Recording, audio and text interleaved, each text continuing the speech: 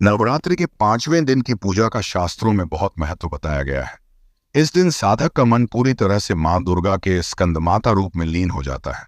यह एक बहुत ही महत्वपूर्ण दिन होता है जब साधक को अपने आध्यात्मिक विकास में एक महत्वपूर्ण छलांग लगाने का मौका मिलता है। स्कंद माता का अर्थ मां दुर्गा के 5 स्वरूपों में से एक स्कंद माता है। ये भगवान स्कंद की माता है। शुक्म उठिनो सामी, जो कुमार कार्तिकेय के नाम से भी जाने जाते हैं। भगवान स्कंद प्रसिद्ध तारकासुर संग्राम में देवताओं के सेनापति बने थे और पुराणों में इन्हें शक्तिधर और कुमार कहा जाता है। इनका वाहन मयूर है, इसीलिए इन्हें मयूर वाहन भी कहा जाता है। भगवान स्कंद की मां होने के कारण मां दुर्गा के इस रूप को स्कंद माता के नाम से जाना जाता है। जब राजा दक्ष के यज्ञ में माता सती अग्निकुंड में कूदकर भस्म हो गई, तब शिवजी विलाप करते हुए गहरी तपस्या में लीन हो गए। इससे सृष्टि शक्तिहीन हो गई। असुरों ने इस मौके का लाभ उठाया। पौराणिक कथाओं में वर्णित है, एक असुर राक्षस था जिसका नाम तारकासुर था। उसने अपनी कठोर तपस्या से ब्रह्मा जी को प्रसन्न कर अमर होने का वरदान मांगा। तब ब्रह्मा जी ने कहा, इस धरती पर जिसका जन्म हुआ है उसका मरना निश्चित है। कोई भी अमर नहीं हो सकता है, तुम कोई और वर मांगो। यह सुनकर तारकासुर बहुत दुखी हो गया। कुछ देर सोचने के बाद तारकासुर ने कुटिल मुस्कान के साथ कहा कि मुझे यह वरदान दीजिए कि मेरी मृत्यु भगवान शिव के पुत्र के हाथों हो।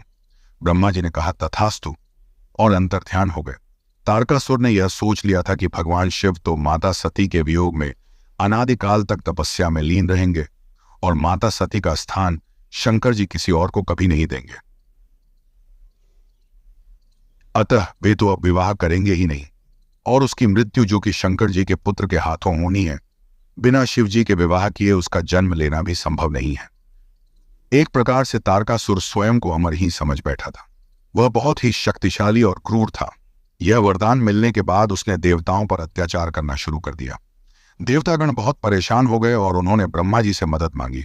ब्रह्मा जी ने कहा, हमें ना बाना ना है। तारकासुर का अंत शिवपुत्र ही कर सकते हैं। यह सुनकर इंद्र और समस्त देवतागण भगवान शिव के पास पहुंचकर इस सृष्टि को तारकासुर से मुक्ति दिलाने का निवेदन किया।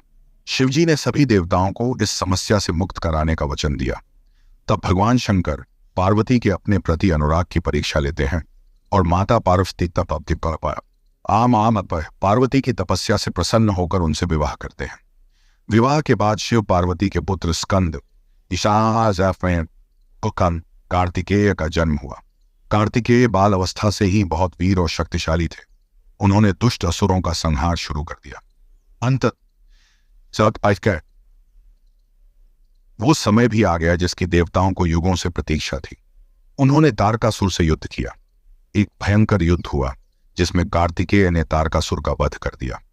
देवताओं ने कार्तिकेय की वीरता की प्रशंसा की और उन्हें देवताओं का सेनापति बनाया। भगवान शंकर के दूसरे पुत्र थे स्कंद,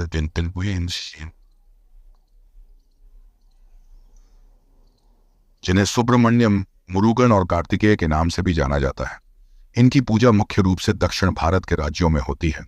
ऐसी मान्यता है कि दक्षिणी ध्रुव के निकटवर्ती प्रदेश उत्तरी कुरु के क्षेत्र में इन्होंने स्कंद नाम से शासन किया था। इनके नाम से ही हिंदू धर्म के एक पौराणिक ग्रंथ का नाम स्कंद पुराण है। स्कंद माता की छवि। स्कंद माता की उपासना नवरात्रि के 5वें दिन की जाती है। इस दिन साधक का मन विशुद्ध चक्र में अवस्थित होता है। आसापत्यने, इनके विग्रह में भगवान स्कंद बालक के रूप में इनकी गोद में बैठे होते हैं। स्कंद माता की 4 भुजाएं हैं, जिनमें से दाहिनी तरफ की ऊपर वाली भुजा से 6 शीशों वाले भगवान स्कंद को गोद में पकड़े हुए हैं और दाहिनी तरफ की नीचे वाली भुजा जो ऊपर की ओर उठी हुई है में कमल का फूल है। बाईं तरफ की ऊपर वाली भुजा पर आशीर्वाद मुद्रा में है और नीचे वाली भुजा में भी कमल का फूल है। महत्वपूर्ण प्रतीक। ये भगवान स्कंद कार्तिकेय की माता है। इनकी 4 भुजाएं हैं। इनका वर्ण पूर्णतः शुभ्र है। ये कमल के आसन पर विराजमान है। इनका वाहन सिंह है। स्कंद माता के नाम। इनका वर्ण पूर्णतः शुभ्र है और ये कमल के आसन पर विराजमान है। इसी कारण इन्हें पद्मासना देवी भी कहा जाता है। इनका वाहन सिंह भी है। स्कंद माता सूर्यमंडल की अधिष्ठात्री देवी हैं। इसीलिए उनका उपासक अलौकिक तेज और कांति से संपन्न हो जाता है।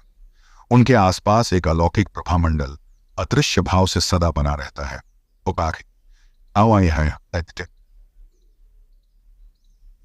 जो उनकी रक्षा करता है और उनके योगक्षेम का निर्वहन करता है। नवरात्र पूजन के 5वें दिन का शास्त्रों में पुष्कल महत्व बताया गया है। इस चक्र में अवस्थित मन वाले साधक की समस्त बाह्य क्रियाओं एवं चित्त वृत्तियों का लोप हो जाता है। वह विशुद्ध चैतन्य स्वरूप की ओर समय करें समस्फनान अग्रसर हो रहा होता है। उसका मन समस्त लौकिक सांसारिक माया बंधनों से विमुक्त होकर पद्मासना मां स्कंद माता के स्वरूप में पूर्णतः तल्लीन होता है। इस समय साधक को पूर्ण सावधानी के साथ उपासना की ओर अग्रसर होना चाहिए। उसे अपना सारा ध्यान स्कंद माता के स्वरूप में अंतर्देय छाप शरीरों में एकाग्र रखते हुए पूजा विधान आदि करना चाहिए। स्कंद माता की उपासना से भक्त की सभी इच्छाएं पूर्ण हो जाती हैं। इस मृत्युलोक में ही उसे परम शांति और सुख का अनुभव होने लगता है। उसके लिए मोक्ष का द्वार स्वयं ही सुलभ हो जाता है। इनकी उपासना से बालरूप स्कंद भगवान की उपासना भी स्वतः ही हो जाती है। यह विशेषता केवल इन्हें ही प्राप्त है। स्कंद माता की उपासना करने से मन पवित्र होता है और मोक्ष का मार्ग सुलभ हो जाता है। भवसागर के दुखों से मुक्ति पाने के लिए इनकी उपासना से अच्छा उपाय दूसरा नहीं है। परम शांति और सुख स्कंद माता की उपासना से भक्त को मन की शांति और सुख की प्राप्ति होती है। वे अपने सभी दुखों और कष्टों से मुक्त हो जाते हैं। मोक्ष की प्राप्ति स्कंद माता की उपासना से भक्त को मोक्ष की प्राप्ति होती है। वे इस जन्म मरण के चक्र से मुक्त हो जाते हैं और परम आनंद को प्राप्त करते हैं। सभी मनोकामनाओं की पूर्ति स्कंद माता की उपासना से भक्त की सभी मनोकामनाएं पूर्ण होती हैं। वे धन संपत्ति या अमृत्य यश और वैभव प्राप्त करते हैं। स्कंद माता की उपासना नवरात्रि के 5वें दिन की जाती है। इस दिन साधक को चाहिए कि वह शुद्ध मन से स्कंद माता की पूजा करे। पूजा में स्कंद माता के मंत्रों का जाप करना चाहिए। इसके साथ ही भक्त को चाहिए कि वह स्कंद माता की कथा सुने या पढ़ें। स्कंद माता की उपासना से भक्त को सभी प्रकार की मनोकामनाएं पूर्ण होती हैं। स्कंद माता का भोग माता को केले का भोग लगाएं। बल और बुद्धि में वृद्धि प्राप्त करने के लिए माता जी को 6 साबुत इलायची चढ़ाएं। प्रीं स्कंद जनन्य नमः मंत्र का जाप करें। इन इलायची को प्रसाद के रूप में सेवन करें। इसे दोपहर के शुभ समय में करें। निश्चित रूप से आपको माता का आशीर्वाद प्राप्त होगा। प्रिय फूल स्कंद माता कमल के फूल पर विराजती है।